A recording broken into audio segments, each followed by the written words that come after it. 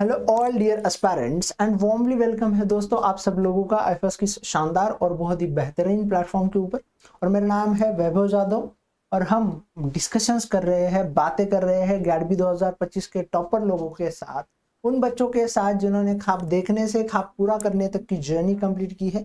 और आज मेरे साथ गुजरात से एक ऐसे कैंडिडेट जुड़े हैं जिन्होंने बहुत ही लाजवाब रैंक जो है हासिल करी है। और आपको बहुत अच्छे तरीके से बता दूं कि वो जो है एक ऐसे कैंडिडेट में से है जो रेगुलरली हर यूट्यूब सेशंस को जो है प्रेजेंट रहते थे। तो जानते हैं उनकी जर्नी क्या रही थी इस एग्जाम्स के प्रिपरेशन के लिए, उसी के साथ साथ हर चीज को, हर एक्सपीरियंस को जो है उनके जानते हैं इस एग्जाम्स के। और मुझे पूरा यकीन है कि जो भी मेरे फ्यूचर के एस्पिरेंट्स है, आईएफएस के आने वाले बच्चे हैं, तो उनको जो है बहुत ही फायदा होगा। नई स्टडीज अप्रोचेस, नई स्टडी की स्ट्रैटेजीज पता चलेगी। तो जानते हैं उनकी जर्नी को एक बार। तो हेलो दोस्त। Hello sir, good evening. Good evening. थोड़ा अपने बारे में बताइए, हमें इंट्रोड्यूस कीजिए जरा। My name is Avinash, I am from Gujarat. मैंने फर्स्ट टाइम सर का लेक्चर अगस्त में प्लान किया और मैंने आफ्टर वो सब अपना चालू किया था, स्टडी वगैरह। ओके, तो स्टडी वगैरह जो है आपने शुरुआत की थी। अब मुझे ये बताओ कि सबसे हम्म। पहली बार मन में ख्याल कब आया था कि इन्हें एग्जाम्स के लिए पढ़ना चाहिए, और उसी के साथ साथ किस तरीके से पढ़ना चाहिए, क्या रही थी पूरी कहानी, जरा बताओगे मुझे। सर, मुझे पहले गेट बी का कोई आइडिया नहीं था। पहले मैंने वो सिलेबस सब कुछ देखा। मैंने फिर आईएफएस के सब लेक्चर और वीडियो देखा रेगुलर। और वहां से मुझे थोड़ा आइडिया मिल गया कि वैसे वैसे तैयार करना, प्रिपेयर करना होगा गेट बी के लिए, इसलिए। ओके, तो एक आइडियाज आपको लग गया कि यहाँ से जो है आप प्रिपेयर कर सकते हो या करना ही होगा आपको। ओके दोस्त, तो हाँ, थोड़ा करना ही आगे होगा। बढ़ते हैं। अब मुझे ये बताओ कि कौन कौन से एग्जाम्स को टारगेट किया था ड्यूरिंग द प्रिपरेशंस। मैंने पहले तो आईआईटी जैम किया था। आईआईटी जैम के बाद गेट बी था मेरा टारगेट। ओके, और आईआईटी जाम की मतलब क्या क्वालिफाई हुआ या नहीं हुआ था। नो सर, मेरा क्वालिफाई नहीं हो पाया था आईआईटी जैम में। ओके ओके, कोई ना। अब गैडबी में रैंक कितनी रही है अविनाश। मेरा 163 के अराउंड था रैंक। ओके, तो पहले तो आपको कॉन्ग्रेचुलेट करना चाहूंगा पूरा एफएस फैकल्टी पैनल की तरफ से, फैमिली मेंबर की तरफ से। Okay sir, thank you so much. चलिए, अब मुझे ये बताइए कि कैसे मन में लगा, कैसे आया तुम्हारे दिल में ख्याल कि इस एग्जाम्स में, मतलब आईएफ आईआईटी में फेलर और गैडबी में रैंकर, तो ये जर्नी कैसे रही, थोड़ा बताओगे मुझे, एक्सप्लेन करोगे।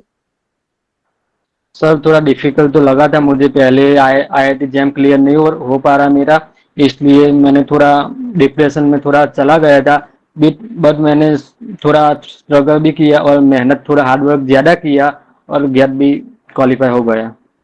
ओके, तो बाकी सारी चीज़ें की तो गैडबी जो है आपका क्वालिफाई हो गया बड़े अच्छे रैंक के साथ। हम्म। चलिए, तो कोई बात नहीं है दोस्त, ठीक है। अब मुझे ये बताओ कि जो गैडबी है उसमें हमें दो सेक्शंस देखने को मिलते हैं, section A and section B. तो दोनों सेक्शंस के लिए कैसे पढ़ा था, क्या स्टडी अप्रोच रही थी उसके लिए। मैंने सर पहले तो सेक्शन बी टारगेट किया था, क्योंकि वहाँ से मेजर क्वेश्चन बायोटेक के सब थे। इम्यूनोलॉजी और वो प्लांट बायोटेक है, बायोकेमिस्ट्री, सेल बायोलॉजी है, जीनेटिक्स है, माइक्रोबायोलॉजी, वो सब पहले टारगेट किया था, मोल बायो वो सब। हम्म। उसके बाद मैंने पार्ट ए का थोड़ा केमिस्ट्री देखा था और थोड़ा फिजिक्स देखा था, और कुछ नहीं। ओके, कोई बात नहीं। अब मुझे ये बताओ कि क्वेश्चन प्रैक्टिस कैसे करते थे, रिवीजन कैसे करते थे। मैंने तो सब आईएफएस का रेगुलर लेक्चर अटेंड किया था। वहां से मेरे को प्रैक्टिस हो जाती थी। मोहित सर का, वैभव सर का, लोकेश सर का, रुचिता मैम का, सबका रेगुलर लेक्चर होता ही था, इसलिए वहां से बेनिफिट हुआ था मुझे। ओके, तो वहां से जो है उन सब फैकल्टी से जो है तुम्हें बेनिफिट होते हुए देखने को मिला। और फिर मुझे ये हम्म। बताओ कि सबसे पसंदीदा यूनिट कौन सी रही पूरे इंटायर प्रिपरेशंस में, सिलेबस में। सेल बायोलॉजी और इम्यूनोलॉजी। ओके, तो सेल बायोलॉजी और इम्यूनोलॉजी आपकी पसंदीदा यूनिट रही, उसके पीछे कोई रीजंस रहा। मैंने इम्यूनोलॉजी ममता मैम से की थी, और वो सेल बायोलॉजी है ना, वो मोहित सर से और लोकेश सर से की थी, इसलिए थोड़ा अच्छा लगा था। ओके। और सबसे हार्ड यूनिट कौन सी रही? बायोकेमिस्ट्री मेरे लिए। ओके, तो बायोकेमिस्ट्री जो है आपके लिए सबसे हार्ड यूनिट में से एक रही थी दोस्त। ठीक। तो मुझे ये बताओ कि जो एग्जाम हॉल में 100 में से 60 सवाल ढूंढने होते हैं सेक्शन बी में, तो वो 60 सवाल कैसे ढूंढे थे तुमने? सर मैंने पहले तो जो इजी वाले क्वेश्चन थे ना वो मैं पहले अटेम्प्ट किए थे। मैंने 36 या 40 तक तो मैंने इजीली काउंट डाउन कर दिया था कि वो मेरे से हो जाएगा। उसके बाद मैंने थोड़ा आगे के क्वेश्चन देखे थे। ओके, चलिए। अब मुझे ये बताओ कि जो भी मेरे फ्यूचर के एस्पिरेंट्स है या आगे आने वाले बच्चे हैं, तो उनके लिए क्या सलाह देना चाहोगे, क्या बताना चाहोगे उनको? पहले गेट बी के लिए हमें सिलेबस को प्रिपेयर करना चाहिए, इससे सिलेबस का सब कुछ देखना चाहिए। इसके बाद हमें रेगुलर लेक्चर देखना चाहिए ओके, तो ये और सब। क्वेश्चन प्रैक्टिस करनी चाहिए। अरे वाह, ओके, बढ़िया दोस्त। चलिए, तो उसी के साथ साथ तुम आगे का क्या सोच रहे हो अब? मेरा सर आगे तो एमएससी बायोटेक करना है। ओके, तो आगे जो है आपको एमएससी बायोटेक्नोलॉजी करना है, तो उसकी की ही प्रिपरेशन चल रही। अभी तो हो जाएगा एडमिशन, तो मैंने गुजरात में अप्लाई किया है, यूनिवर्सिटी में हो जाए। उसके बाद मैं नेट की तैयारी करने वाला हूँ, प्रिपेयर।